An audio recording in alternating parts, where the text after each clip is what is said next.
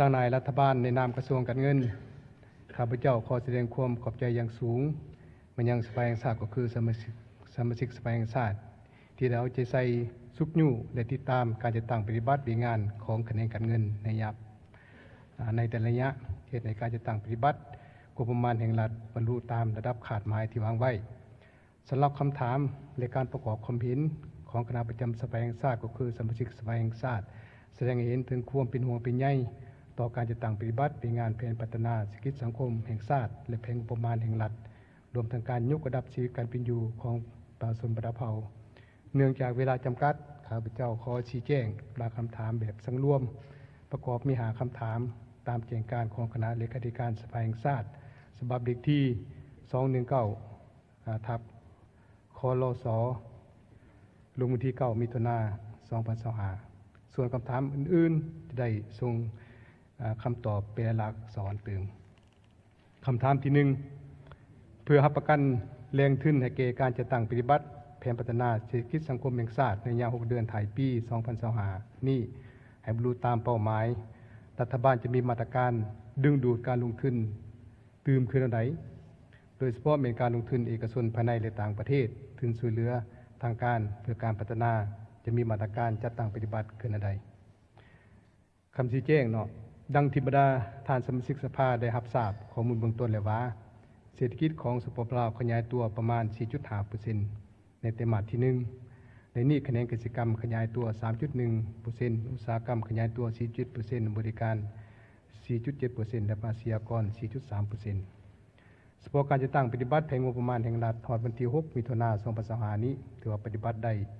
49% ของเป็นการปีในนั้นแหละครับภายในนี่ก็เท่ากับ 51% ของเป็นการปีเห็นว่ามีทวงทาดีขึ้นเนื่องจากอัตราแลกเปลี่ยนหรือมีเสถียรภาพและเงินเฟ้อมีแนวโน้มลดลงเฮ็ดให้เศรษฐกิจภายในมีการขยายตัวหลายกิจการของภาคธุรกิจได้รับการฟื้นฟูและขยายตัวดีขึ้นบวกกับการจัดตั้งปฏิบัติบรรดามาตรการในนิติกรรมติดพันกับแรงชาติในการคุ้มครองและครับผ่านระบบทันสมัยรวมศูนย์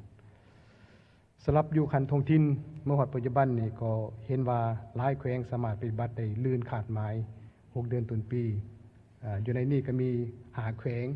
ที่ว่าสามารถปฏิบัติเกิน 70% แล้วของแผนการปีและคาดคะเนหมดปีจะได้เกินแผนเป็นปีที่หา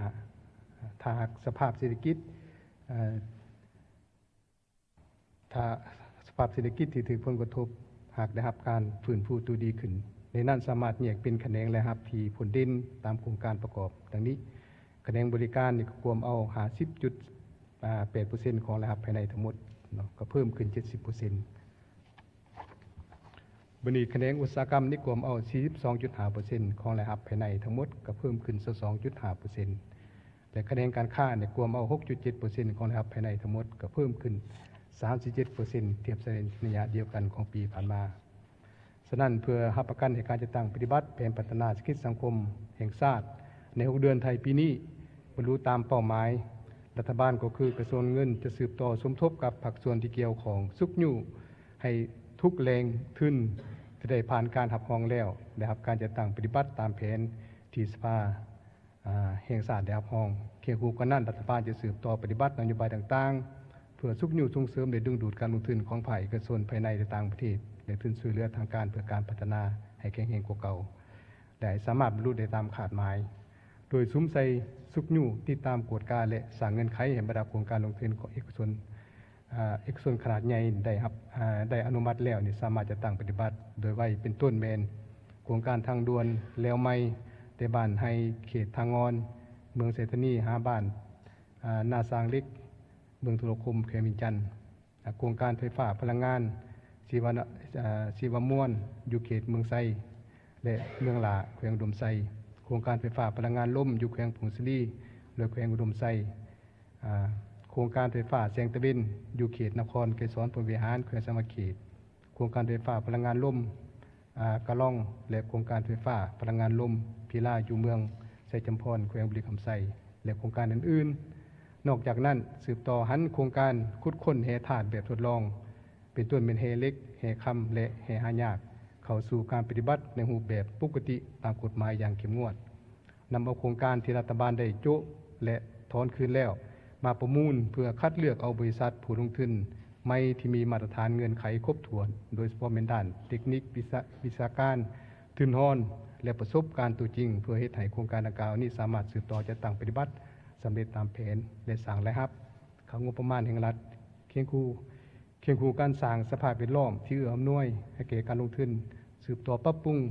ฐานข้อมูลและโฆษณาดึงดูดเอาการลงทุนใหม่เข้าในแขนงการบริหารสิทธิ์ต่างๆสำหรับการช่วยเหลือทางการเพื่อการพัฒนาจะได้สมทบกับบรรดากระทรวงองค์การนครหลวงและบรรดาแขวงเป็นเจ้าการฮีบฮ้อนจะตั้งปฏิบัติบรรดาแผนงานและโครงการที่ได้รับการอนุมัติแล้วให้สำเร็จโดยไวโดยเฉพาะเป็นการยกสูงความเป็นเจ้าการปฏิบัติหน้าที่เพียงงานต่างๆและการอนุมัติเบิกจ่ายอยู่ขันท้องถิ่นให้ไวกว่าเก่าและมีมากผลสูง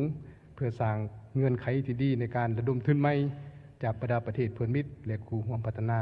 ได้หลายกว่าเก่า